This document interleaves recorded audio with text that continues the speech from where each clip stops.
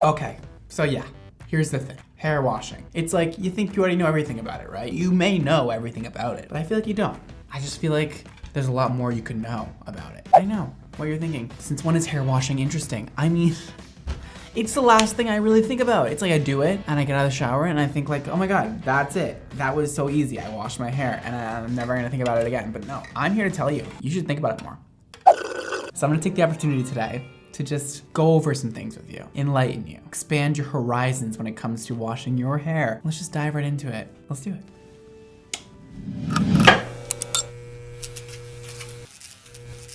Welcome to class, boys and girls. This is Hair Washing 101 on the whiteboard. Can we get that written out? Hey, beautiful. So, listen.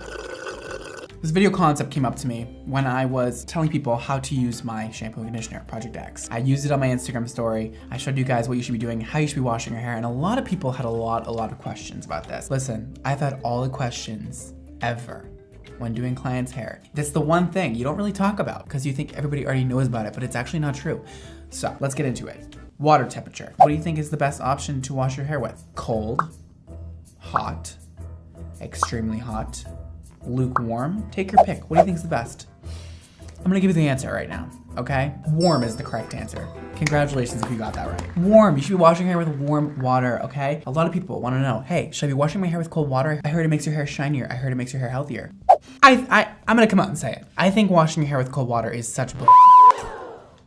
I wouldn't do it unless you want to just make yourself miserable in the morning or at night or whenever you end up washing your hair. Stop washing your hair with cold water. You need the warm water in order to open up your hair cuticle, okay? Warm water will end up opening your cuticle a bit wider than cold water will, and it'll release the dirt easier. You can honestly put your hair under the warm water and it will cleanse your hair. Next, let's talk about how harsh or how gentle you should be washing your hair. You can take your guess. You should be washing your hair gently, not gently, gently-er, gentlest. Take your pick. What do you think the answer is? If you chose gently, you'd be correct. A lot of people tangle up their hair when washing their hair. A lot of people like to go really in scrub. I know it feels good, but what you're doing is tangling and matting your hair more than it needs to be tangled and matted. You don't need to do that because what you're gonna do is end up roughing up the cuticle way too much. When you rough up the cuticle, you could be losing hair that you don't need to be losing at that time. Listen, just go in, side to side motions, not round motions, because this will tangle your hair. Side to side is best and a little bit gentler than maybe you're wanting to go, okay? You don't need to go like extremely gentle. You don't need to be like touching a baby's head. You can go in there, just don't be like, I see a lot of girls, okay, going in with their fingernails. Listen, again, I know it feels great, but you're gonna ruin your hair. Just chill, okay? Gently rub your head side to side with the shampoo. Now, let's get into suds, okay? Do you need them? Are they necessary? What do suds do? They're the thing that washes your hair. They don't do anything. They wash your hair better than when you don't have suds. If you chose they don't do anything, you would be correct. Suds don't do anything. They're just a visual cue that you're washing your hair. You don't need suds for any reason. Now, what suds pretty much do is just make you think you're washing your hair better than you're actually washing it. Kind of cool, kind of not cool. But I know a lot of people out there are convinced that if your shampoo does not suds extremely crazy amounts of foam, your hair is not being shampooed properly. It's just not true. I've heard a few people say it about my shampoo, Project X. It doesn't suds a lot. However, a lot of companies put a lot of surfactants in their shampoos in order to make you think that their shampoo is working better than other shampoos. Now, when creating my own shampoo, I did put surfactants in there because even me, even though I know this information, sometimes I'm still like, I'm not really convinced my hair is shampooed properly without having suds. So we did put a surfactant in my shampoo. However, we did not put a overbearing amount because I don't think it's necessary. And to be honest, it's doing nothing for your hair. It's just a visual cue that you are shampooing your hair and you are cleaning it. However, even if there wasn't any surfactants in there, no suds, it would still be doing the same thing. So you actually can use shampoo that have absolutely no surfactants in them and they are still doing the job of cleaning your hair. Interesting, right? Suds are not going to harm your hair, except they may harm your thoughts about a certain shampoo conditioner. They may make you think one is working better than the other, when in actuality, the thing that's not sudsing is probably doing more good to your hair than the one that is sudsing incredible amounts of suds. So yeah, now, Let's go over one more thing about the scalp. When you wash your hair, which parts of your hair should you be washing? The scalp only, the scalp and ends, the ends only. Choose one. If you chose scalp only, you'd be correct.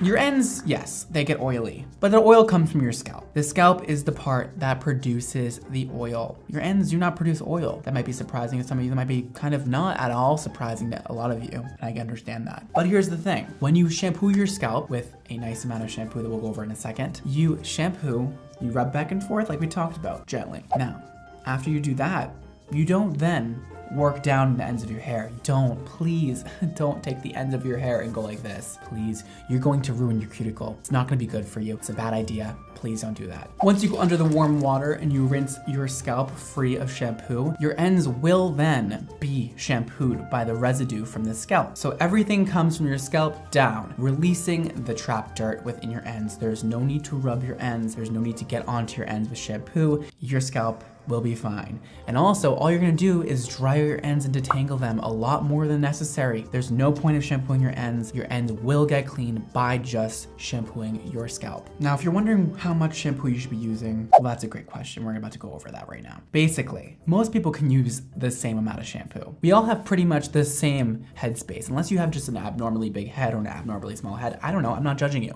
Do your thing. However, most of us have the same size head, similar sizes, I'd say. How much shampoo should you be using? Well, we have a few different categories here. A dime size amount, 2 dime size amounts, 3 dime size amounts. If you picked 2 dime size amounts, you'd be correct. I like to use 1 dime size amount for the front of the head and 1 dime size amount for the back of the head. Okay, you can put a little bit in at a time, lather it up, even though the sizes don't matter. And then work the front of your hair, all the way back to here, put a little bit more in, move around your hands, and get the back, okay? Make sure you don't wipe the shampoo away with the ends of your hair when you go to put it on your scalp, okay? If you have very long hair, move it around your shoulder, go in from the back, and go in there, okay? Focus on parts that get the most oily, maybe like right here. For me at least, that's where I feel like I have the most oil secretion, and that is where I start. So I like to put one hand maybe right here and one hand right here and kind of just like go in there. But a lot of people tell me they have long hair. They need a lot of shampoo. They buy the gallons of shampoo. It's not enough for them. Girl, you do not have to be using that much shampoo. That's crazy. 99% of people can use the exact same amount of shampoo. I can use the same amount of shampoo as a girl with 24-inch long hair. I promise. I've heard people who wash their hair once a year. I've heard people who wash their hair every day. How often should I be washing my hair? Again, I'm very happy you asked that question. Should you wash your hair once a week, every day, once a month, once a year? Pick your answer. What do you think the right answer is? If you chose any of these answers, you'd be correct. You know why? Because everybody is different. This is a wonderful, diverse world we live in, and so is your shampooing routines. Now, I'm not exactly gonna say washing your hair every day is the greatest thing. However, I know that there are people out there who have extremely oily hair. And that is usually because they have a dependency on shampoo, okay? You've grown up washing your hair every single day. Your parents told you that's what you're supposed to do. You've been using very harsh chemicals, possibly some not so good drugstore shampoos, and your hair's gotten very dried out. Therefore, it's overproducing oils to your scalp. There are ways to fix this, okay? I typically like to wash my hair once a week. And when my hair gets oily, I use a natural bristle brush from the scalp to the ends and I brush it through. You can also use dry shampoo to help combat the oils in your hair. So if you've been washing your hair every day for your whole life, I would probably stop that. And let me say one more thing before you come after me right now. My shampoo is called Project X Everyday Shampoo. Everyday shampoo. Let's get one thing straight, okay? Everyday shampoo does not mean every day. I know that's a little misleading. However, when somebody refers to an everyday shampoo, it's typically a word used for a shampoo that is gentle enough for everyday use for those of you who are committed to washing your hair every day. You can definitely use my shampoo every single day. However, it really refers to a shampoo and conditioner that is gentle, that is not gonna be extremely heavy. It's a shampoo that is formulated for all hair types and textures. It's gonna be good for everyday use if you are committed to that, and good for people who wash their hair not so often. So let's go over that though. I would discontinue washing your hair every day if possible. There are a lot of YouTube videos about how to train your hair, how to stop washing it so much, how to make your hair stop producing so many oils. So I definitely recommend going to YouTube and searching that if you're interested to learn more about that. However, today we're not going over that. So go watch somebody else's video. But for me, somebody who has processed, lightened hair, I like to wash once a week. It gives me the perfect amount of time to have a little bit of oil secretion from my scalp to hydrate my ends and not dry out my hair too much. So once a week seems to be pretty good for most people, or twice a week seems to be pretty good for most people also. Let's talk about how long you should be leaving your conditioner on for. 30 seconds, 3 minutes, 10 minutes, 15 minutes plus. This will vary per person. Now, listen, if you want extra hydration, I would definitely leave it on as long as you possibly can in the shower. I don't think you need to exceed 15 minutes. I think yes for a hair mask, but for just plain old conditioner, I would probably go personally with about 3 minutes. I like to get in the shower, right away shampoo my hair, right away after that put conditioner on and just leave it on until I'm done with the shower. That may be whatever, 3, 10 minutes, whatever I end up doing that day, but I'd say just leave it on. But you don't need to exceed 15 minutes if you don't feel like it. I really just don't believe it's gonna do anything else for your hair unless you're using a hair mask that is made to be left on for that long of time. I like to always follow up my personal conditioning routine with a hair mask because I know that I need more love than just a regular conditioner. Now the conditioner is gonna do the job of detangling, getting it kind of prepared for the hair mask, but I like to really double up on conditioner, and I know the hair mask will give me that much needed lift of all the essentials I need in order to really hydrate my hair and bring it back to life. And also, I have a couple things to go over after the shampoo and conditioning process. Here's a big one for me. Here's a pet peeve of mine. When you get out of the shower, do not take that towel and scrub your head with it. Don't you dare do that to me. Don't go like this. Don't put your head down and go like this to your ends. Oh my God, there's nothing I want to see less than that. Calm down, Brittany. I would recommend is scrunch the hair in the towel. You kind of lay the towel over your hands and scrunch the bottom, scrunch the top, whatever. I also wouldn't put your hair in a turban. I know it's tempting, but you're gonna end up getting some tension alopecia if you're putting your hair up in a turban all the time after washing it, because it's gonna really pull on those very fragile front pieces of your hair that have just been washed, that have just been warmed up. When your hair is warmed up, it is in a much more fragile and expandable state than when it is cold. So I would not recommend putting your hair up in a turban. I know it's easy. I know it's like, I should do that, but like, no, you shouldn't, girl. You just shouldn't do it. Now that your hair has been washed perfectly and it's looking fabulous and it's been conditioned to perfection, one of the most important parts for me is after the shampooing process. Listen, following up with a great hair care routine is essential. Okay? Because what you're doing when you shampoo is getting the dirt out of your hair and detangling and adding a bit more health to your hair with whichever product you may be using. But at the end of the day, shampoo and conditioner is only touching your hair for a matter of minutes. There are definitely benefits to that, but there's not as many as there's gonna be when using aftercare products after your shampoo and conditioning process. So this is where it's gonna vary a lot per person. You have dry hair. You wanna use some leave-ins. You wanna use some oils. You have curly hair. You wanna use some curl products, obviously curl defining products. You wanna use maybe some oil also, maybe some heat protectant spray if you're gonna try and blow dry it out and straighten it. Whatever your hair type or texture is, there are definite necessary products you should be using in order to keep your hair the healthiest possible, and always follow up your shampoo and conditioning routine with the proper product, or else you're just gonna let your hair down, and you don't wanna do that. Your hair has done so much for you, so much for your confidence and so much for your personality. Give it a little love, okay? Show it how you love it back. Let's get into the type of shampoo and conditioner you should be using. A lot of people wonder why I don't always recommend drugstore cheap shampoo. I am by no means saying that drugstore shampoo and conditioner is bad, but there are definitely bad ones out there.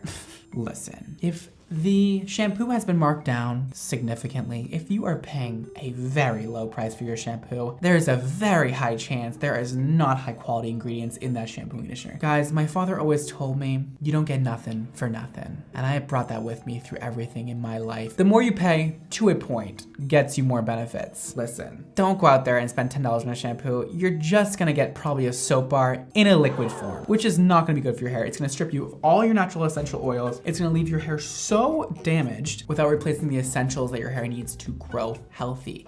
So, spending a premium price on shampoo and conditioner is always worth it in my opinion. And I know that's like hard to take from me because like I have shampoo and conditioner. I'm not gonna be like, oh my God, go buy the $5 shampoo and conditioner. But I genuinely would say that to anybody, no matter what, because a lot of people's setbacks to buying expensive shampoo and conditioner is that they use so much of it. And before this, we went over how much to use. So you really shouldn't be using very much of it. It should last you quite a while. And if that's the only concern you have with the price, then that's your answer. You shouldn't be using as much and it will last you longer and you will not pay any more than what you're currently paying for your current shampoo and conditioner. Now, I can speak on my behalf. My shampoo and conditioner costs $25. And some of you guys were shook about that. It's a very normal price for shampoo and conditioner that is 8 ounces. That should last you a while. Now, I don't want to say how long because again, some people aren't gonna listen to my directions and use 2 dime size amounts, but it should last you quite a few months if you are not washing your hair every single day and you are using 2 dime size amounts.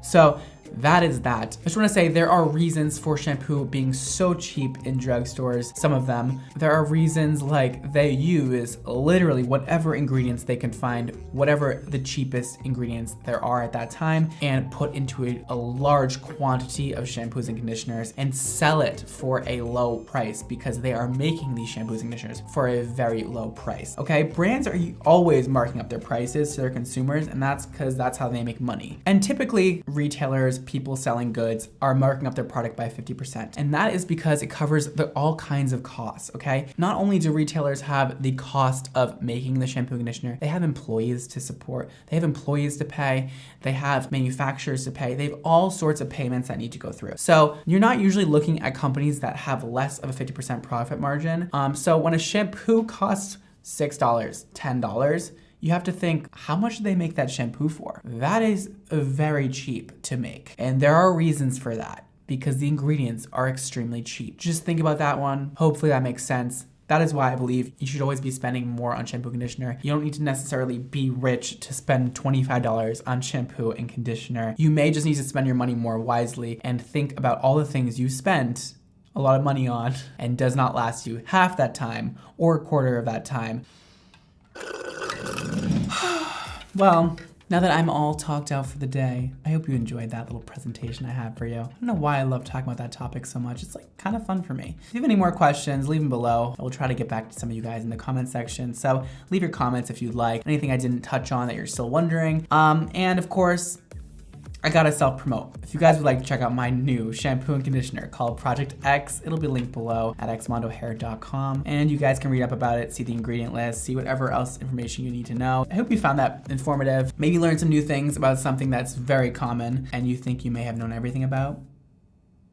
You may not have known everything about it. That's it. Follow me on Instagram and Twitter at Brad Mondo NYC. Follow my hair care brand X Mondo Hair to stay up to date with new product launches. And that is all. Thank you guys so much for watching today. Don't forget to live your extra life, and I will see you all next time.